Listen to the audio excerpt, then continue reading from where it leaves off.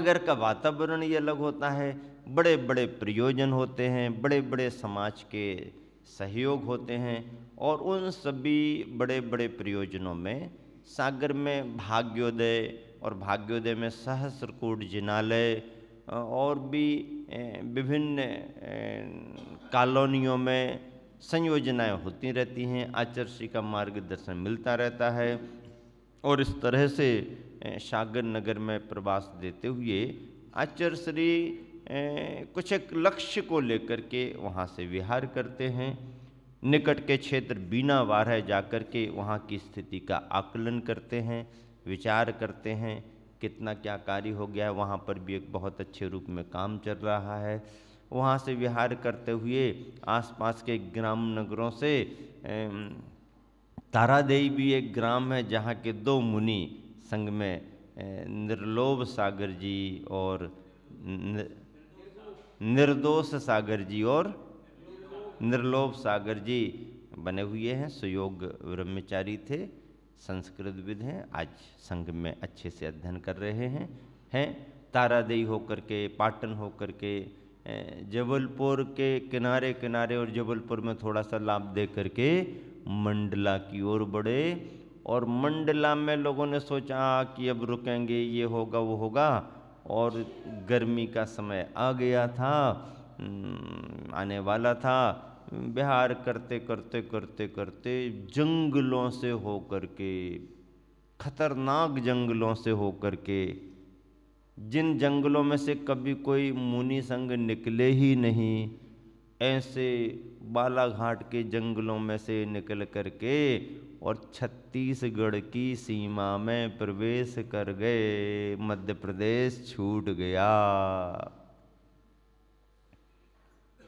और कहाँ पहुँच जाते हैं आचार्य श्री? ग्रीष्म काल में छत्तीसगढ़ में जाते ही सबसे प्रिय स्थान क्षेत्र के रूप में आचार्य श्री को लगता है, हाँ, चंद्रगिरी की पहाड़ी, डोंगरगढ़ स्थान। ग्रीष्म काल में पहुंच गए। बिहार और प्रवास लंबा तो हुआ, लेकिन जब अधिक कार्यक्रम संपन्न हो जाते हैं तो फिर आचार्य को एक ऐसा क्षेत्र पकड़ लेते हैं जहां पर शांति और निराकुलता मिले, आवागमन थोड़ा सीमित हो। हालांकि आचार्य कितना भी सोचें कि आवागमन सीमित हो, लेकिन सीमित हो नहीं पाता है। लोग तो सभी पहुंच ही जाते हैं। ग्रीष्मकालीन प्रवास को देख करके छुट्टियां और जो भी उस समय का लाभ लेते हैं सभी लोग पहुंच जाते हैं। फिर भी निराकुलता से चर्या होती रहती है। कार्यक्रम वगैरह थोड़े कम हो जाते हैं तो स्वाध्याय साधना में समय निकलता है। गर्मी का वो प्रवास आचार्य का चंद्रगिरी में हो रहा था। आचार्य अपना प्रवास तो करते ही हैं, लेकिन समय समय पर संघों को भी विभिन्न ग्राम नगरों में विहार कराते रहते हैं और विभिन्न विभिन्न आयोजनों के माध्यम से समाज को लाभ देते रहते हैं। आचार्य श्री ने हम लोगों को बहुत लंबे लंबे विहार भी कराए। महाराष्ट्र के प्रवास में बहुत विहार हुए, कर्नाटक तक विहार हम लोगों के हुए। और कर्नाटक के बिहार में तो भाषा की असुविधा तो थी हम लोगों के साथ में, लेकिन आचार्य ने जब हम लोगों के विहार कर्नाटक में कराए, श्रवण बेलगोला की यात्रा वंदना कराई, तो महाराष्ट्र और कर्नाटक के ब्रह्मचारियों को साथ रखा, ये कह करके कि हिंदी भाषी अकेले महाराजों का काम वहाँ नहीं जमेगा। कुछ महाराज और कुछ ब्रह्मचारी वगैरह जो कन्नड़ और मराठी जानते, उनका साथ रहेगा। तो 7 मुनि महाराजों का हम लोगों का एक साथ वहाँ पर विहार हुआ था और बहुत अच्छे से प्रभावना हुई थी। मेरे मन में बहुत भाव था कि बाहुबली के मस्तकाभिषेक में तो मैं ऐसे कभी उपस्थित रह नहीं पाया, कभी ऐसा मस्तकाभिषेक देखने का अवसर मिले। तो जनवरी के समय में मैं वहाँ था, 2010 की जनवरी थी। अभिषेक तो वहाँ कहाँ मिले, चरणाभिषेक रोज मिलता था देखने के लिए, वंदना खूब होती थी। संक्रांति के आसपास का समय था, 14 जनवरी के आसपास। मौसम भी बनता है, थोड़ा थोड़ा बादल भी होने लगे। तो मैंने सोचा कि ये बादल बादल हो रहे हैं, एक आध दिन पानी गिर जाए तो अपने आप नेचुरल अभिषेक देखने को मिलेगा। हाँ, मिलेगा मिलेगा। और ऐसा हुआ भी। बारिश पानी थोड़ी थोड़ी आई, और जैसे ही समाचार मिला कमरे में कि हाँ बारिश होना थोड़ी शुरू हो गई, और जहाँ मतलब हम लोग रुके हुए थे वहाँ से थोड़ा निकल करके जाओ आगे से तो थोड़ा पहाड़ी भाग दिखता है। तो सोचा, लेकिन वो बारिश फुर फुर फुर फुर हो करके गई। अरे भाई योग बना, लेकिन फिर भी अभिषेक नहीं देख पाए। कोई बात नहीं, भावना का अभिषेक तो देख ही लिया, चरणाभिषेक तो रोज हो गया, आदि आदि। खूब अच्छा ध्यान साधना स्वाध्याय किया। विहार करते करते जब गोमटेश्वर से विहार करके निकले, अन्य क्षेत्रों की वंदना करते हुए एक रात विश्राम कर रहे थे। तो लगभग 3 बजे और 4 बजे के बीच में, अब जो भावना अंदर भरी रहती वो तो भरी रहती है, तो 3-4 बजे के समय पर एकदम अपने आप बाहुबली भगवान दिखे, और बारिश हो रही है, और पूरा मस्तकाभिषेक। भले ही सपने में देखा, लेकिन जो भावना अंदर भरी थी वो 3 और 4 के बीच के समय में बिल्कुल स्पष्ट आज भी वो दृश्य हमको दिखाई देता। जो स्वप्न में देखा था वो दिखा मुझे, नींद खुल गई। जय गोमटेश, जय बाहुबली। साक्षात की जगह सपने में भी अभिषेक देखने मिला। अब साक्षात तो टीवी पर हर बार देख लो तो वो तो दिखता ही है, लेकिन मौसम प्रकृति का सहज बादलों के द्वारा अभिषेक मैंने खुद साक्षात सपने में देखा है। और बाहुबली पर बेलें लगी हैं, सांपों ने घर बनाए, ये तो अपन ने पढ़ा है। शायद ही किसी मुनि महाराज, किसी आचार्य महाराज, किसी श्रावक का ऐसा कोई योग कभी बना हो नहीं बना हो पता नहीं, पर मेरा तो योग बना। बाहुबली की वंदना करते समय बाहुबली की प्रतिमा की, यहाँ प्रतिमा छोटी मोटी थोड़ी है, बड़ी बड़ी बेलें हैं, ये है वो है, और ऐसा वैसा। जिस समय वंदना में कर रहा था, वंदनाएं खूब की, डेली करता था वंदना, दोनों पहाड़ियों की वंदना करता था। सुबह इस तरफ जाता था, शाम को छोटी पहाड़ी पर जाता था। लगभग हम लोग 15 दिन रहे, खूब आनंद से वंदनाएं की। तो एक दिन जब बाहुबली भगवान की वंदना कर रहा था, एक छोटा सा सांप बाहुबली की प्रतिमा के आसपास कहाँ से आया, और वो ऐसे सरंध्र के अंदर से ऐसा छिपा बैठा था। आराम से बैठा होगा, वंदना करते करते अंदर जाके पास से चरण छूने का भाव, थोड़ी देर खड़े होने का भाव हुआ, और जो मैं अंदर गया तो वो छोटा सा सांप निकल करके ऐसा ऐसा आगे बढ़ रहा था। मैंने कहा ये साक्षात बाहुबली का जो अपन पढ़ते हैं ना, सर्पादिक ने बिल बनाए थे, बेलें लगी थी। अब वो कब लगी, इतिहास की बात तो अपन ने देखी नहीं, देखी भी होगी किसी पर्याय में तो याद नहीं, लेकिन जो है घटित हुआ है वो अपन को देखने को मिला। और वो सहज रूप से, छोटा ही था, ऐसा करके ऐसा ऐसा निकल करके चला गया। और मैंने कहा कि सर्पादिक से घिरे हुए हैं, और बेल लताएं, मृदम बेल लताएं आदि आदि। तो ये दृश्य भी यदि प्रतिमा के साथ अपन को देखने को मिले तो भी एक अविस्मरणीय पल होते हैं, क्षण होते हैं। इस तरीके से यात्राएं कराते हैं आचार्य। महाराष्ट्र में भी कई क्षेत्रों की यात्राएं आचार्य ने कराई, सभी जगह प्रवास हुए, चतुर्मास भी हुए। जालना चातुर्मास 2012 का हुआ था। उसके बाद में एलोरा एक क्षेत्र है औरंगाबाद के पास में, एलोरा गुरुकुल खुला हुआ है। शमंतभद्र महाराज के आशीर्वाद से गुरुकुल वहाँ पर खुला हुआ है। आर्यनंदी महाराज जी का योगदान उस गुरुकुल को भी बहुत था। तो उस गुरुकुल की वंदना करने को गए, मंदिर की वंदना की। पहाड़ पर पारसनाथ भगवान की प्रतिमा है, पुरातत्व विभाग के अंतर्गत है। तो उस गुरुकुल में गए तो थे एक आध हफ्ते के लिए, उनके कार्यक्रम के निमित्त से, उनका 50वां वर्ष मनाया जाना था। लेकिन वहाँ जाके वातावरण गुरुकुल का इतना अच्छा लगा, और रुकने का मन ऐसा हुआ कि 3 महीने क्या कहलाता 3 महीने, चतुर्मास जैसा ही होता है, 3 माह तक वहाँ रुके रहे। लाइब्रेरी बहुत बड़ी थी शास्त्रों की, तो मैं तो दोपहर को लाइब्रेरी में चला जाता था, तो 2-2 3-3 घंटे बाद ही निकलता था, क्योंकि सारे ग्रंथ उपलब्ध हैं। नए नए ग्रंथ देखो, रेफरेंस देखो, जो पढ़ना है पढ़ो। और सुबह शाम बच्चों के बीच में वहाँ के व्यवस्थापकों में डॉक्टर प्रेमचंद जी पाटनी हैं और दिनेश गंगवाल जी हैं, निर्मल ठोलिया जी सर हैं, शिक्षक वर्ग है।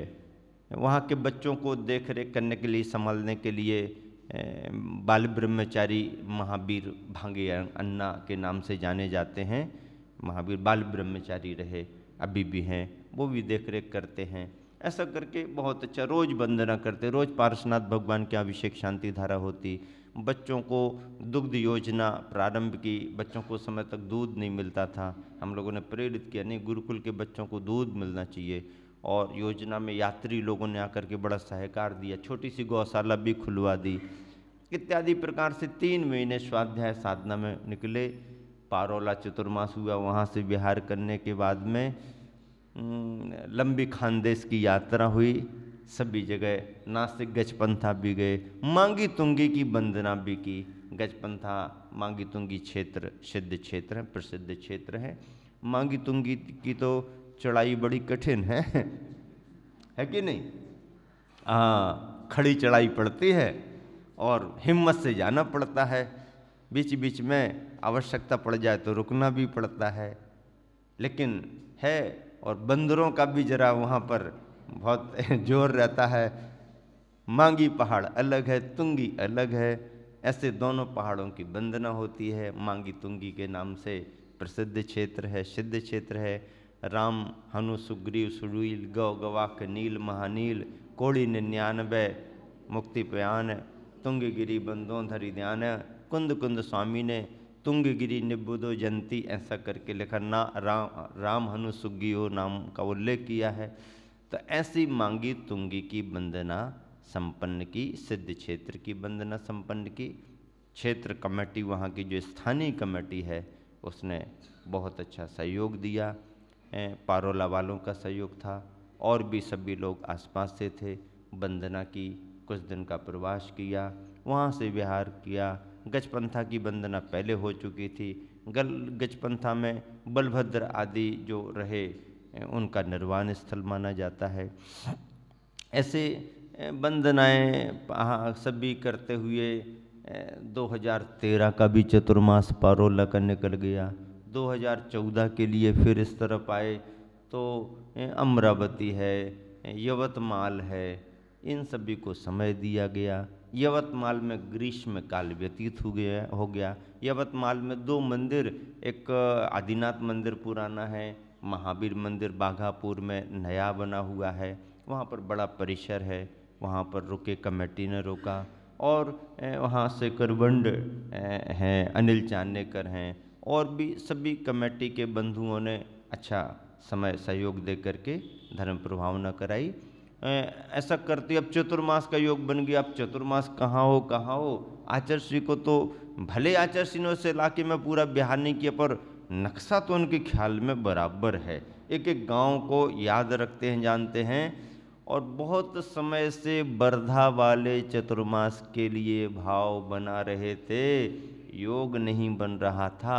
वर्धा अपने आप में जैन समाज के लिए तो महत्वपूर्ण स्थान है ही, बाकी राष्ट्रीय स्तर पर भी वर्धा महाराष्ट्र की अपनी पहचान है, क्योंकि महात्मा गांधी ने वहाँ बापू कुटीर, सेवाग्राम वगैरह बना करके बहुत बड़ा अपना समय बिताया। वहाँ रह करके उन्होंने अपना बहुत बड़ा संचालन किया। भूदान यज्ञ के प्रणेता विनोबा जी ने भी वर्धा के निकट ही पौनार में अपना आश्रम बनाया। दोनों का योगदान राष्ट्र के लिए बहुत है। साधना में भी उनका योगदान अपना रहा, मार्गदर्शन उनका रहा। इस हिसाब से भी लोगों का आना जाना बहुत है। जैन समाज का पौनार और सेवाग्राम से बहुत बड़ा संबंध है, जुड़ाव है। ऐसा करके चतुर्मास के नाम तो बहुत आ रहे थे, लेकिन जब ईश्वर चिट्ठी खुली ईश्वर चिट्ठी खुलती है। निवेदन तो सभी लोग करते हैं, लेकिन कहाँ का फाइनल होता है वो आचार्य को के ख्याल में रहता है। और वर्धा उस वर्ष 2014 का चातुर्मास वर्धा को मिला। वर्धा में बड़ी समाज है और उस बड़ी समाज का नेतृत्व करने के लिए टीम कमेटी भी बहुत बड़ी है। वहाँ पर भी 2 मंदिर मुख्य हैं, पुराने हैं। दोनों मंदिरों में जगह उतनी पर्याप्त नहीं थी चतुर्मास के हिसाब से। तो अब फार्मूला क्या बनाया जाए? मंदिरों में रहेंगे तो आवागमन और कार्यक्रम वगैरह होने के लिए जगह नहीं है। तो दोनों मंदिरों में थोड़ा थोड़ा समय दे करके एक अनेकांत मंदिर करके है, उनकी बहुत बड़ी जगह समाज की। तो उसमें मंदिर तो था नहीं, लेकिन संस्थान था, जगह बहुत बड़ी थी, धर्मशाला जैसी थी। तो मन बना कि इसी में रुकें। लोग कहने लगे महाराज जी यहाँ पर कौन आएगा, मंदिरों में सभी लोग आएंगे, यहाँ तो ये अलग है, भवन है, जगह तो है, सेंटर में है पूरे शहर के। तो हमने कहा कि इसकी हमें चिंता नहीं है कि कौन आएंगे कौन नहीं आएंगे, हमारी चर्या के योग स्थान अच्छा होना चाहिए, और यदि कोई आए तो उनको बैठने उठने आदि और कार्यक्रमों को भी तो सुविधा होना चाहिए। पर बोले महाराज जी फिर क्या करें? हमने कहा फार्मूला बनेगा, फार्मूला बनाएंगे। तो फार्मूला बन गया। दोनों मंदिरों से हमने कहा प्रतिमाएं लाओ और अस्थाई जिनालय बना करके भगवान को विराजमान करो अस्थाई रूप से दोनों जिनालयों की प्रतिमा लाओ और अस्थाई रूप से यहाँ पर एक छोटा जिनालय स्थापित कर दो। जब ये फार्मूला बना तो लोगों को पसंद आ गया, और हमने कहा फिर कार्यक्रम प्रवचन तो होंगे ही होंगे। तो 4 महीने वो स्थान पूरा क्षेत्र जैसा लगा। संयोजना करने में बड़ी कमेटी बनी, लेकिन प्रमुख रूप से मुख्य भूमिका निभाने वालों में गोवर्धन जी पांड्या करके रहे और घनश्याम जी सावड़ करके रहे। मंदिर कमेटियों के अध्यक्ष रहे, और अनेकांत भवन के जो स्वयं में अरुण जी चौड़े करके हैं वो महामंत्री रहे। मूलचंद जी वड़जाते उसके संस्थापक हैं, वो भी रहे। सभी लोगों की संयोजना से